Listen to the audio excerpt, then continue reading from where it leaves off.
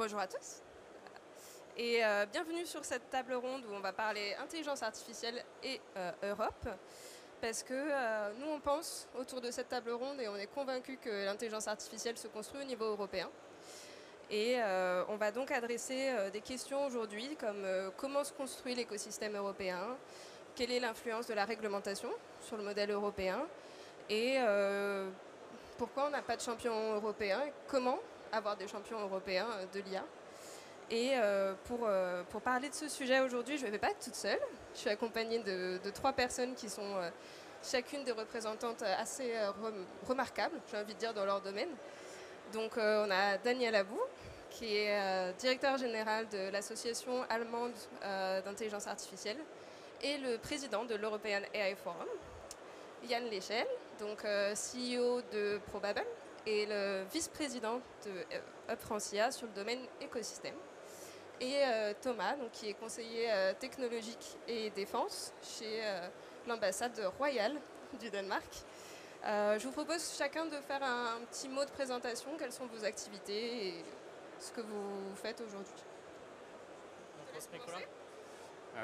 Donc moi, mes activités au quotidien en tant que conseiller technologie et défense de l'ambassade, c'est favoriser les relations bilatérales entre le Danemark et la France, permettre aux entreprises danoises de mieux comprendre l'écosystème français, de trouver des partenaires au niveau national, tant sur le volet technologie, donc IA, quantique, cyber et toutes les technologies de rupture, mais également sur le volet défense, alors qui sera plus institutionnel sur ce volet-là, mais avec l'objectif effectivement de permettre aux entreprises danoises et à l'écosystème danois d'avoir une meilleure compréhension de l'environnement économique français.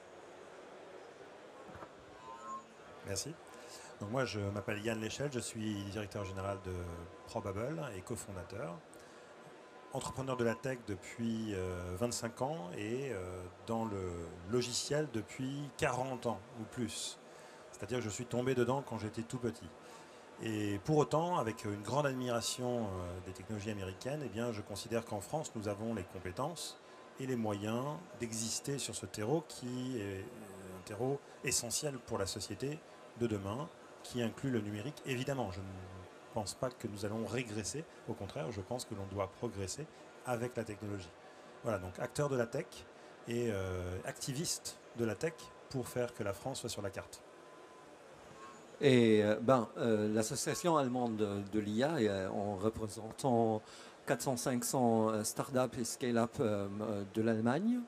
Alors, on n'a pas des hyperscalers américains. On doit être, la compagnie, le startup ou le scale-up doit être fondé en Allemagne.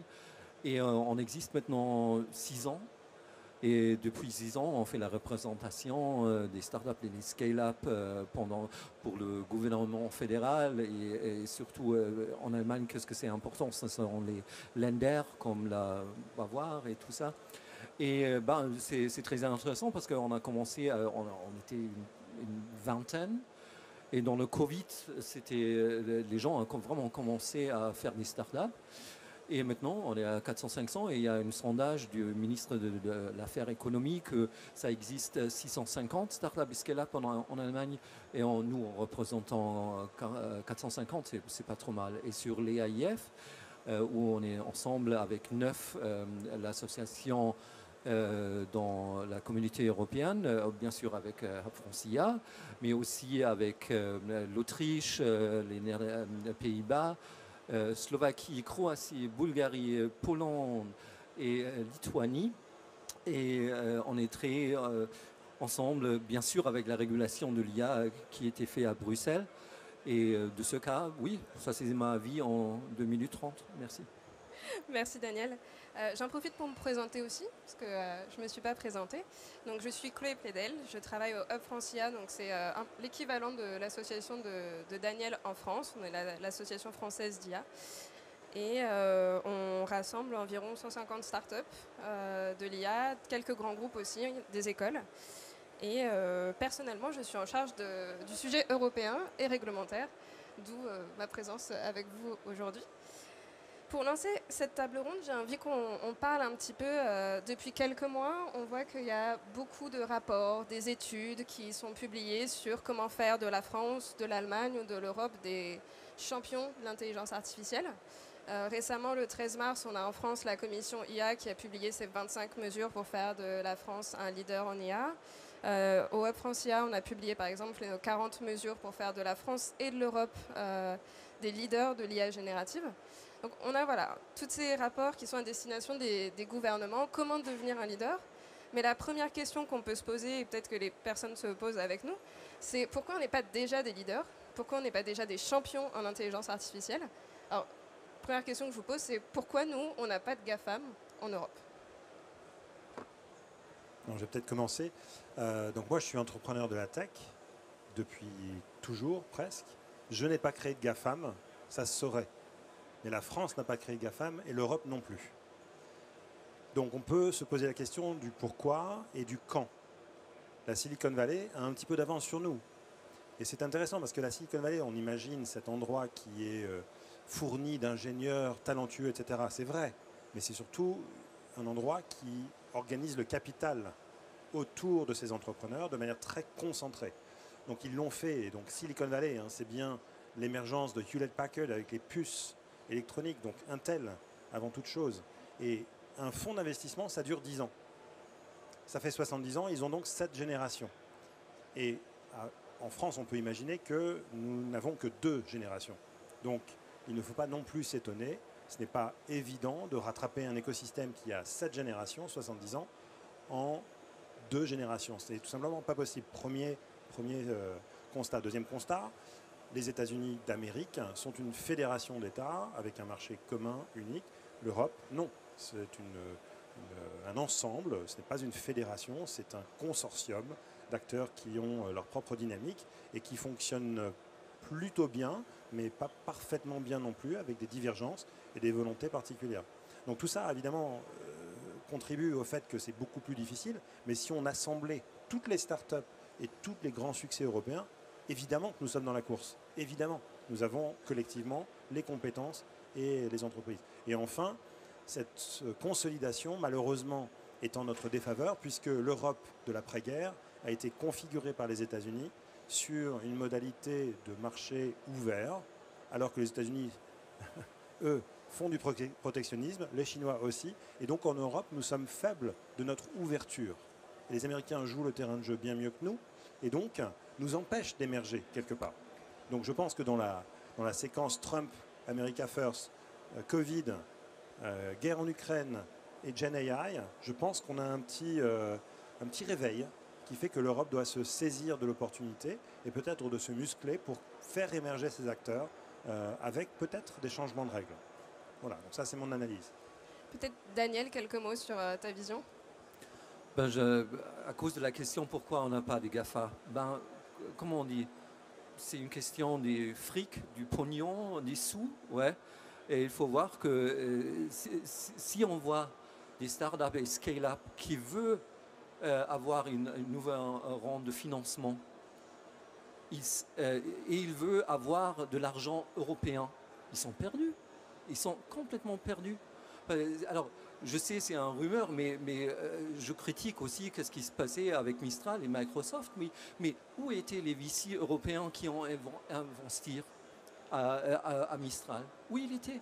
C'est la même chose chez nous, chez Aleph Alpha. Ils sont reçus d'avoir jusque l'argent européen, mais allemand, même régionaux, ils sont reçus. Et si les VC en Europe ne comprennent pas quelle importance l'IA a, après un an de ChatGPT, alors je me demande qu'est-ce qu'ils font le reste du jour. Hein. Et là, c'est un des grands problèmes qu'on doit avoir. Deuxième problème, c'est il manque la priorisation aussi sur le point gouvernement et administration. Et je ne dis pas qu'il faut des subventions pour l'IA européen, mais le pouvoir d'achat qu'une administration ou un gouvernement a, c'est incroyable. Mais où est la stratégie d'aider des produits IA européens? Qu'est-ce qu'on fait? Il achète le copilot de Microsoft. Et à part de ça, tu avais exactement qu'est-ce que tu as dit, je suis à 100% d'accord, mais où est la priorisation? Où sont les VC européens qui font un investissement à l'Europe? Et je rajouterais, alors déjà, ce ne sera pas la table ronde la plus clivante du monde, parce que je partage évidemment ce qui vient d'être dit par mes deux compères. Moi, ce que je constate au niveau, pour le coup, de l'État danois, c'est qu'il y a aussi cette volonté de s'inscrire dans cette dynamique européenne de plus en plus. Yann parlait des élections américaines qui peuvent représenter un espèce de shift en termes de paradigme. Je le constate moi au quotidien désormais, puisque le Danemark a pour tradition de regarder plutôt vers les États-Unis, regarder outre-Atlantique pour construire à la fois sa doctrine en matière de tech et surtout en matière de défense. Et là, de plus en plus, on voit qu'il se recentre sur l'écosystème européen. Tout d'abord, la France, pour le Danemark, n'est pas du tout un marché prioritaire, encore moins pour l'IA de base. C'est un pays latin, c'est un pays alors certes laïque, mais de tradition catholique. Donc il y a beaucoup de changements, disons, d'état d'esprit à opérer effectivement pour pénétrer ce marché-là. Et pour autant, les entreprises y vont à fond et elles recherchent de plus en plus des partenaires sur la chaîne de valeur française. Et la stratégie nationale en IA côté français a notamment beaucoup aidé, puisque le Danemark est en train de monter sa propre stratégie nationale en IA, en s'inspirant peu ou prou du modèle français. Donc effectivement, on a quelques générations de VC de retard, mais il y a tout un écosystème pour moi qui se met en branle pour justement essayer de créer un terreau fertile et des conditions favorables justement à cet écosystème qui soit moins conglomérat et plus intégré, plus fédéral au sens États-Unis du terme, disons. J'allais vous poser une question, mais on a la chance d'avoir un panel qui est assez représentatif, parce qu'on a une start-up, on a une association européenne, et puis on a une action qui est un peu plus bilatérale, nationale. J'avais envie de vous demander, vous, qu'est-ce que vous faites au quotidien justement pour favoriser l'émergence de champions en IA? Vous avez un petit peu répondu chacun, mais est-ce que vous pouvez développer un petit peu sur vos activités dans ce sens-là? Alors, il se trouve que sur les 25 dernières années, j'ai créé des startups sur à peu près tous les sujets en concurrence directe avec les GAFAM. Donc j'ai créé des réseaux sociaux en concurrence directe avec LinkedIn et Facebook. J'ai créé des applications mobiles, des moteurs de recommandation contre les App Store. J'ai créé des assistants vocaux contre Alexa, contre Siri, contre Google Voice Assistant. À chaque fois, finalement, il était très difficile d'être distribué parce que ces acteurs-là protègent leur terrain de jeu. Donc en fait, il y a une espèce de concurrence, non pas déloyale, mais écrasante en réalité. Plus récemment, j'étais directeur général de Scaleway, un acteur cloud européen qui appartient à Iliad. Et évidemment, j'étais en concurrence frontale avec AWS, GCP et Azure. Donc, pas les moindres.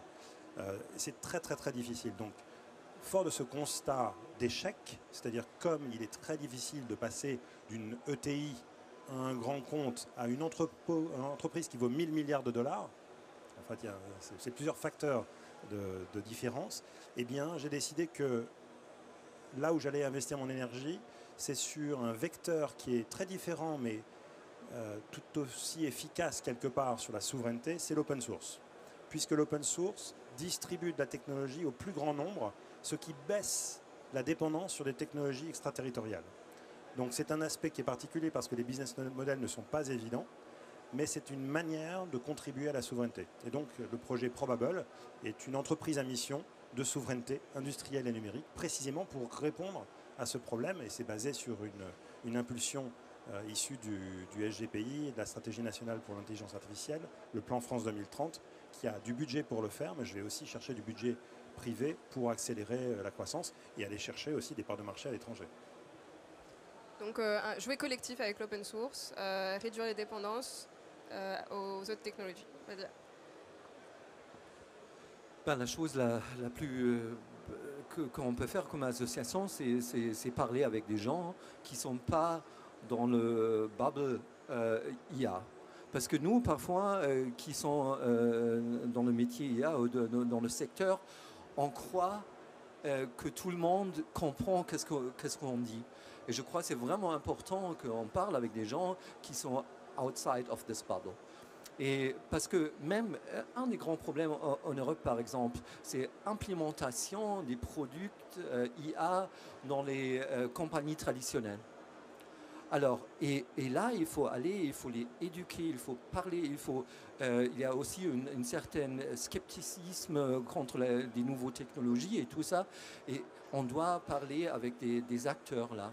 Et je crois que ça, c'est une chose vraiment très, très importante parce que, spécialement avec l'IA, tu sais, sur le point de médias, c'est saveur du monde ou Terminator. Et il n'y a rien dedans.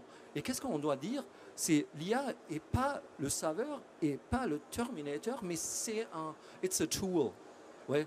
Et c'est quelque chose que les compagnies peuvent adapter et pour aider d'être plus efficace, moins cher et tout ça.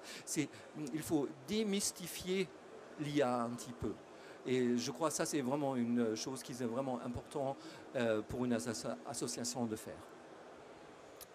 Je pense que tu as mis le doigt sur quelque chose de très important et je voudrais te demander, Thomas, si toi tu vois ça comme priorité, par exemple au Danemark, tu as mis le doigt sur le fait qu'on a du mal à faire acheter aux entreprises européennes et même dans nos gouvernements européens. Mais parce que parfois c'est moins bien intégré, les logiciels fonctionnent peut-être différemment. Mais si on avait des entreprises et si on avait des gouvernements qui achetaient des solutions européennes déjà, ce serait un gros boost pour l'économie. Est-ce que c'est un problème qui est adressé par exemple de ton côté? Oui, complètement.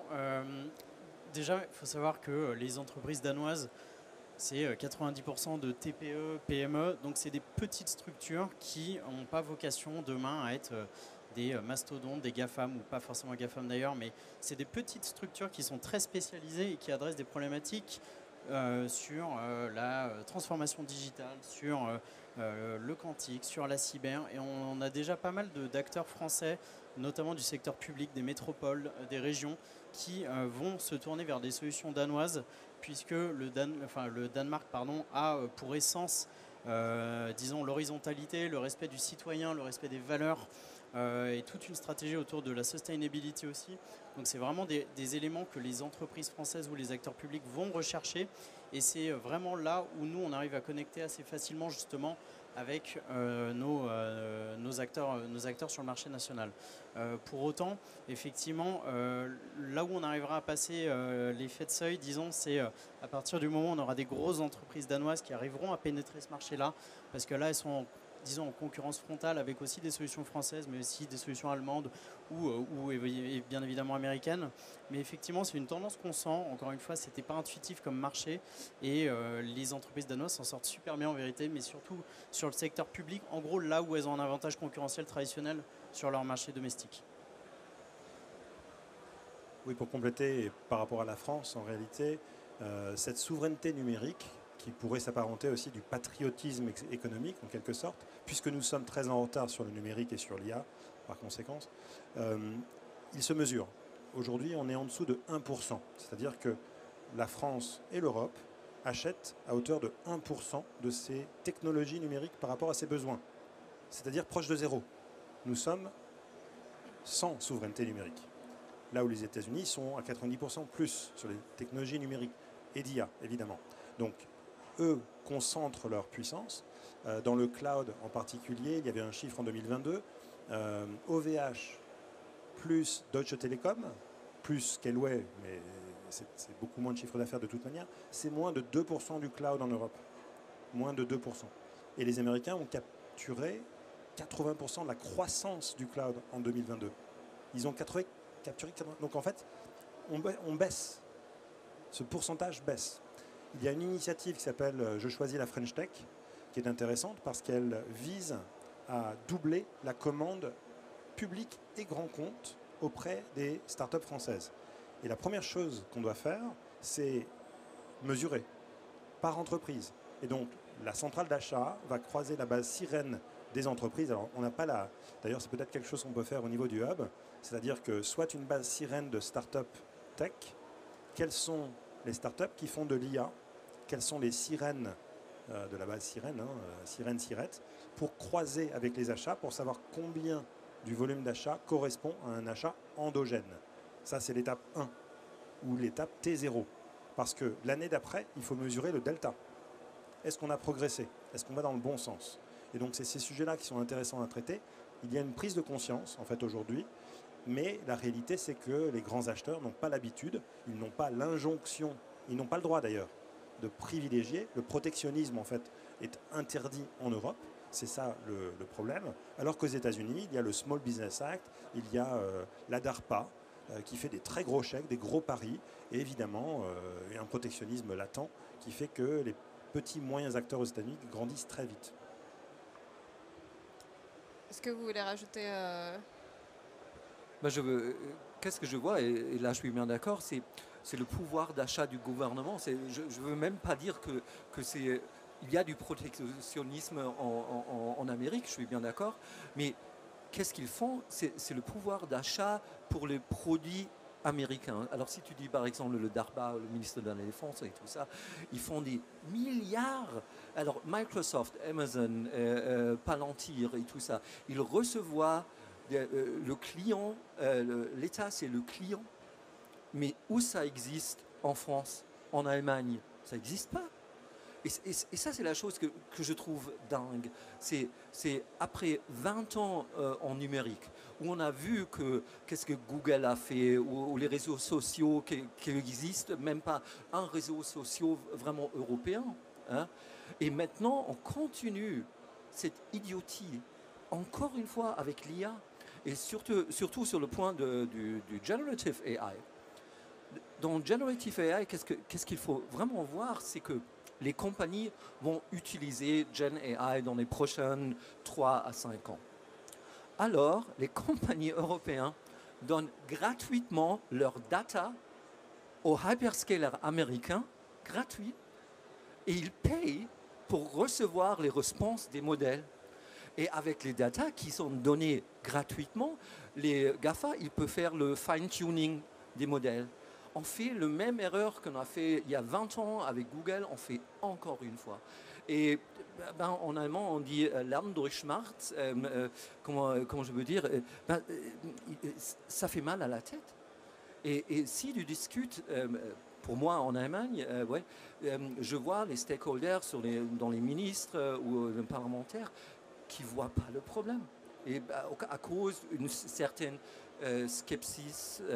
scepticisme contre des nouvelles technologies, mais on peut aussi dire que les compagnies traditionnelles, aujourd'hui, n'ont aussi pas... comment on dit, c'est pas un réflexe. C'est pas un réflexe. C'est la chose que même eux sont pas si exagérés d'implémenter des nouveaux produits. Et c'est it's a little sad. Yeah. Mais c'est ce sur quoi aussi on travaille avec chacun de nos associations, avec le AIF, pour essayer d'attirer un peu l'attention et d'éduquer aussi à ce potentiel qu'il y a en Europe concernant les solutions. Thomas, tu voulais rajouter quelque chose sur ce sujet ou... Oui, enfin en 2 mots, mais effectivement, je pense que le point de départ, c'est se faire confiance aussi en Européens, parce que d'un point de vue très opérationnel, je le vois aussi, c'est-à-dire qu'il y a une réticence de prime abord pour engager des discussions avec des solutions qui sont d'un pays tiers, disons, en tout cas un pays qui n'est pas dans le scope traditionnel des boîtes vers lesquelles on va aller se tourner. Donc effectivement, je pense qu'il faut déjà lever ces barrières, et je m'inscris à plein dans l'idée de favoriser la commande publique ou la commande privée si on le peut. Et surtout, j'achète l'idée du match avec la base sirène, parce qu'effectivement, je pense que ça passera aussi par les grands groupes et par une solution plus souveraine de décider en conscience d'acheter allemand, d'acheter français, d'acheter espagnol, mais en tout cas d'acheter européen, et de faire monter ces boîtes-là aussi, ces petites structures en qui on peut avoir confiance pour doper un écosystème aussi. Alors j'ai eu une petite révélation récemment, c'est que les initiatives France Digital avaient parlé du Buy European Act et une espèce de quota. En fait, c'est illusoire, on ne va pas atteindre 50%. En revanche, atteindre son PIB proportionnel fait beaucoup de sens. C'est-à-dire qu'aujourd'hui, si on achète à hauteur de 1%, en fait, on est 2% en dessous du PIB français par rapport à un marché mondialisé. Donc l'Allemagne devrait être à 4% de ses achats, à 3% pour la France, et l'Allemagne devrait acheter à hauteur de 3% des Français, en réalité. Donc ce sont des chiffres qui sont naturels et proportionnels. Or, on est très en dessous. Donc l'ambition, c'est de passer de 1 à 3, ça va, c'est raisonnable. Je pense que c'est faisable, on l'espère en tout cas, et je pense qu'autour de cette table, on va tous travailler pour que ça se réalise. Daniel, tu m'as offert une transition incroyable sur les sujets qui peuvent faire mal à la tête. Ouais. J'ai envie de parler de l'AI Act. On a beaucoup parlé ces derniers temps, je ne sais pas si tout le monde connaît, l'Union européenne a créé un règlement sur l'IA, donc aussi appelé AI Act. Ça y est, c'est validé, on arrive en fin de processus législatif. L'enjeu maintenant, c'est l'implémentation dans chacun de nos pays et de faire en sorte que nos entreprises arrivent à vivre. Pour vous, quel est le principal challenge sur cette implémentation? L'implémentation, ça va être très intéressant parce que l'argumentation plus forte pour le AI Act, c'est the same set of rules in Europe. La même chose en Europe, si en Lituanie, en France, en Bulgarie ou en Allemagne ou en France.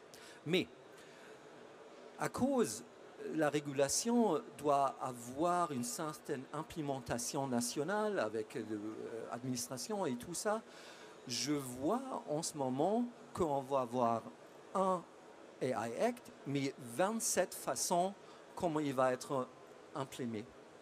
Et si ça arrive, le AI Act, ça fait plus de sens pour moi. Alors, qu'est-ce qu'il faut vraiment regarder? C'est qu'un certain regard que ça, bien sûr, ça va changer un petit peu et dans quelques pays, ça va être autrement, mais you have to have a baseline. Et là, surtout, les Allemands sont très un certain fétichisme pour la régulation, ouais. Et si je vois qu'est-ce qui se passe dans les autres pays, surtout des pays de l'Est, ça me fait un petit peu mal à la tête parce que j'ai l'impression que si on veut vraiment un AI Act, it has to be a certain baseline. Pour moi, le AI Act est assez précurseur dans la mesure où l'IA, notamment l'IA générative, est dangereuse, dans le sens où la société n'est pas prête. Si Goldman Sachs exagère sans doute un peu avec les 300 millions d'emplois col blanc à risque, s'il y en a un dixième, c'est-à-dire 30 millions, et qu'ils sont en Europe, alors nous avons des vrais soucis. Donc je pense que l'AI Act, en tout cas, même s'il est complexe à mettre en œuvre, marque le territoire par rapport à notre sensibilité européenne. Et c'est ça qui est brillant, c'est-à-dire que je pense malheureusement, je suis assez réaliste, qu'on risque d'avoir perdu cette bataille aussi. Mais en embrassant finalement la contrainte d'être européen, avec les valeurs européennes, la subtilité d'être européen, par rapport aux États-Unis, qui est le pays de la data, qui est le pays de la corporate governance, qui n'est pas la Chine, qui est le pays finalement de l'État qui décide tout pour les citoyens. En fait, l'Europe, c'est la structure des citoyens. Jusqu'à preuve du contraire, tant que la démocratie tient. Eh bien, c'est ça que l'on doit embrasser. Et donc, l'AI Act est bien dans ce sens, parce qu'il met des garde-fous et il met en garde. Parce que l'IA est assez potentiellement dangereuse si elle est mal maîtrisée. Et donc, moi, je suis plutôt favorable à un AI Act assez dur pour pouvoir correctement l'adopter. Et la réalité, c'est que la seule chose qui compte, c'est l'adoption par le tissu industriel. C'est la seule chose. Et effectivement, moi, l'AI Act, j'en ai une vision, disons, assez romantique, parce qu'effectivement, ça correspond à nos sets de valeurs malgré tout. C'est-à-dire que dans les premiers articles, il y a le respect des droits fondamentaux. Je trouve que c'est essentiel. C'est une technologie qui a des potentialités infinies, positives pour les emplois, pour l'amélioration de tout un chacun, du sort quotidien, disons. Mais ça peut être aussi technologiquement très dangereux et ça peut tomber dans les mains ça peut avoir des intentions, de mauvaises intentions, pardon, je vais mieux m'exprimer. Pour autant, effectivement, pour l'écosystème de start-up pour lequel j'ai œuvré, disons, à ma modeste mesure, l'objectif, c'était surtout la partie appropriation du texte et mise en conformité par rapport à ce texte. L'objectif étant que les start-up, c'est souvent des effectifs assez limités avec un certain nombre d'activités à mener en termes de levée de fonds, en termes de relais de croissance, de sécuriser des clients et de globalement sécuriser une certaine rentabilité. L'AI Act vient surajouter en termes de coûts humains et coûts financiers à une activité qui est déjà précaire. Donc c'était aussi tout le sens des actions qu'on portait, c'est-à-dire évidemment qu'on n'était pas contre la réglementation, que je ne suis pas intrinsèquement contre la réglementation, mais pour qu'elle soit proportionnée par rapport à des gros acteurs qui de facto auront les moyens de cette mise en conformité, qui ont des équipes pléthoriques dans les services légaux et dans les services techniques versus la start-up, encore une fois, qui a des effectifs très réduits. Donc l'objectif, c'est effectivement pour les startups d'avoir cette capacité à se mettre en conformité avec un texte, à l'éplucher, à l'analyser et surtout à se fondre dans ce nouveau moule qui est un changement de paradigme d'une certaine manière, parce qu'on ne pourra plus faire de l'IA comme on en faisait jusqu'au moment de l'adoption du texte. Alors on a 2 ans justement pour permettre, peu ou prou 2 ans pour se mettre en conformité avec ce texte, mais il y a tout un accompagnement, tout un volet pédagogique aussi à mettre en place. Il y a aussi des groupes de travail qui existent pour permettre aux startups de se conformer et d'être accompagnés. Au niveau français, il y a un bac à sable réglementaire qui va être mis en place, comme dans les 26 autres pays de l'Union européenne. Le Danemark, d'ailleurs, a lancé et va lancer son bac à sable réglementaire aussi, calqué peu ou prou sur le modèle français, ou en tout cas sur l'ambition du modèle français.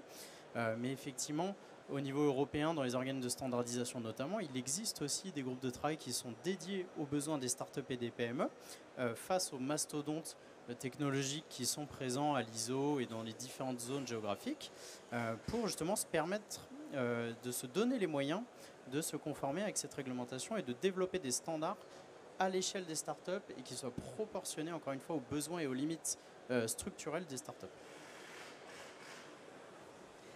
Mais tu parles, Thomas, donc, de ton expérience parce qu'il me semble que tu dirigeais le groupe justement dédié aux startups. Comment on fait, nous, à notre échelle, par exemple Daniel et moi au sein de l'European AI Forum, pour permettre aux startups que leur voix soit entendue quand il y a des grands comme Huawei et compagnie dans ces organismes de standardisation? En toute franchise, c'est super compliqué. Effectivement, les organes de standardisation, c'est trusté par des grosses entreprises technologiques, souvent américaines, un peu chinoises, sans citer de nom, mais qui ont investi ce champ-là. C'est-à-dire que j'ai tendance à définir les standards, surtout vis-à-vis de l'AIA, comme étant vraiment les règles du jeu, les règles du jeu opérationnel, par rapport à un texte qui définit une ambition, une doctrine, une grande idée. L'objectif pour les startups et les PME en s'investissant dans ces organes de standardisation, c'est vraiment avoir maille au produit, maille au projet, c'est-à-dire vraiment mettre les mains dans le cambouis, analyser un corpus normatif. C'est compliqué, ça nécessite du temps. Encore une fois, face à des grosses entreprises qui ont les moyens structurels de le faire. Mais effectivement, il existe donc un groupe de travail au niveau européen, au niveau du CNCNELEC, qui est dédié justement aux besoins des PME et des startups et qui désormais s'est ouvert aussi à la société civile et aux syndicats. Donc c'est un groupe de travail, disons, hétérogène dans sa composition, mais qui essaie tant bien que mal de faire contrepoids aux gros acteurs traditionnels pour justement définir des standards et des requirements à minima dans les grandes normes qui vont être mises en place, notamment l'ISO 42001 sur le management des risques des systèmes d'IA, pour justement avoir encore une fois une approche cosmétique. Moi je parle d'approche proportionnée quand je parle de ça. Donc effectivement il existe des dispositifs permettant à ces petites structures de s'investir, mais encore faut-il avoir la capacité aussi, faut être lucide, de s'investir dans ces projets-là, parce que c'est chronophage et c'est du temps qu'on ne dédie pas, encore une fois, au développement ou au fine-tuning d'un produit ou au développement commercial. Donc plutôt que recruter 2 devs ou 3 sales, on va recruter un Chief Regulation ou Standardization Officer, et dans la prochaine levée de fonds, on va provisionner aussi un X sur le budget pour justement les activités liées à la standardisation. Donc il y a aussi tout un écosystème en amont de la chaîne de valeur, notamment les VC, qu'il va falloir aussi acculturer à cette nouvelle réglementation pour accepter aussi de dédier une partie des fonds alloués à un volet qui n'est pas, disons, strictement rentable ou stricto sensu rentable, mais qui permet à la boîte de pouvoir continuer à commercialiser son produit. Sur le point de standardisation, il faut vraiment voir que le AI Act laisse tant de pouvoir au groupe standardisation. Parce que vraiment, les techniques et tout ça, c'est discuté là. Et comme tu as dit, c'est Microsoft, Amazon, Huawei Europe qui sont là. Mais où sont les startups européens? Ils n'ont pas l'argent d'avoir quelqu'un qui peut aller chez JTC 21 et de faire de la standardisation. Et en plus, Oh, it's so boring sometimes. La standardisation, c'est vraiment quelque chose qu'on doit avoir vraiment un trait dedans. Mais c'est si important.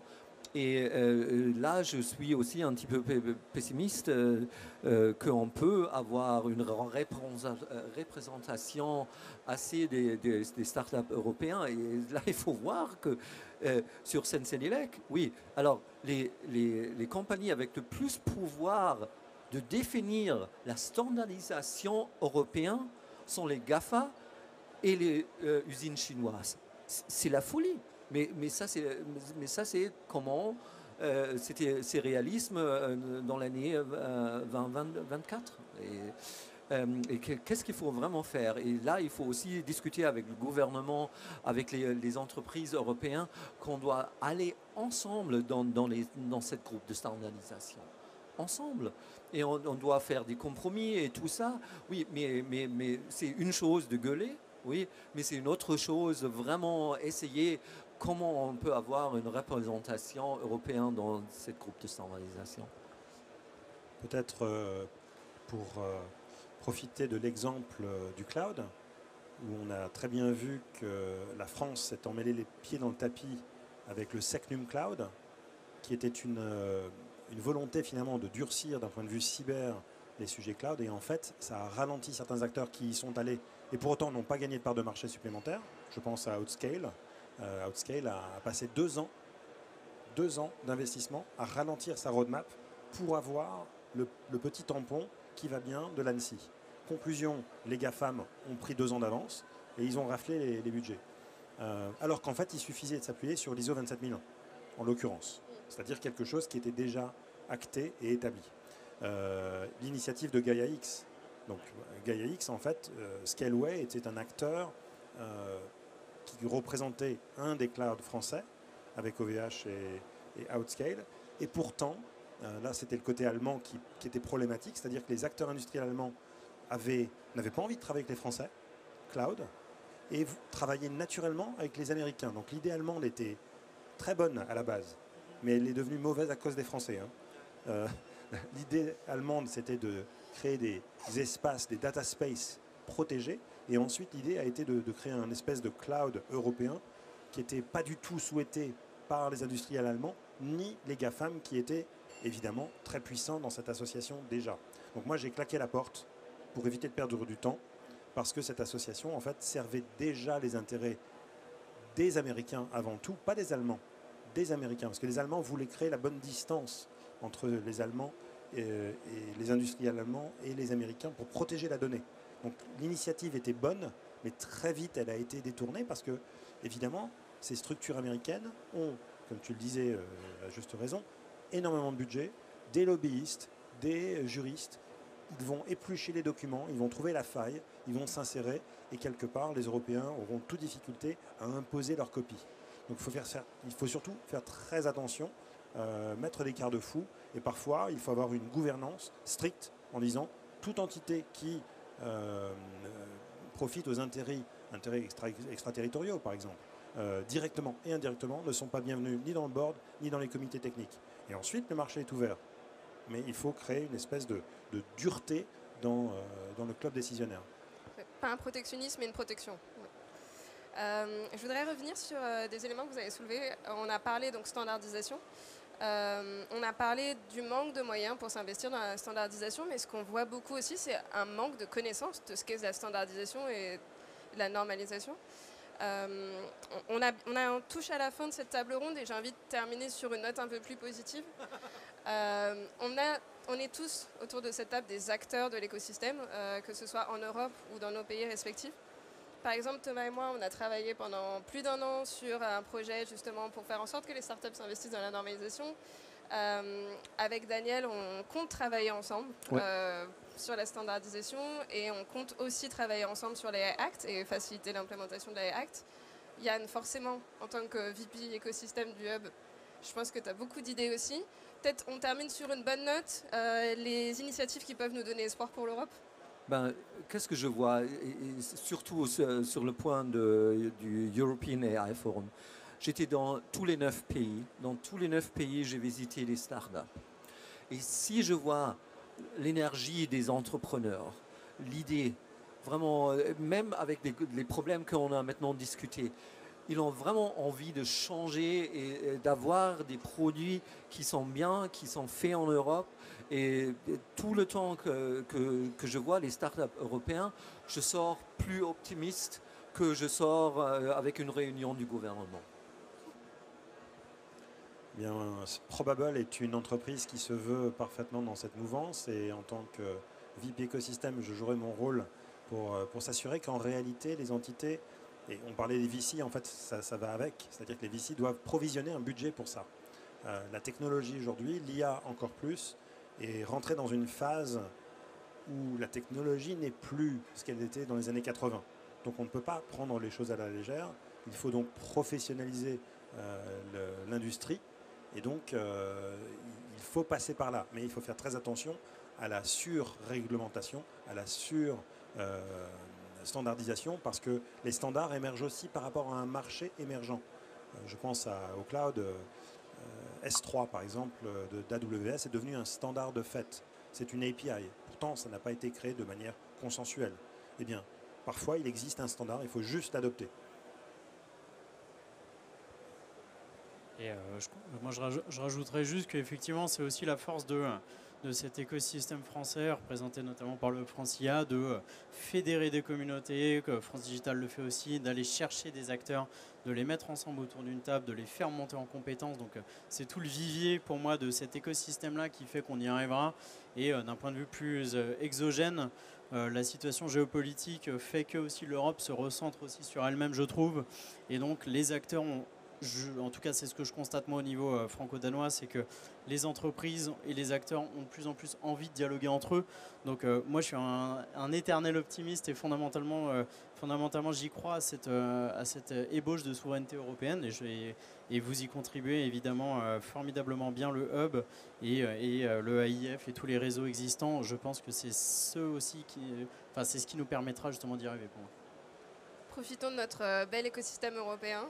Et merci à tous pour cette table ronde. Et on continue de travailler ensemble pour qu'on devienne des champions en intelligence artificielle. Merci à tous.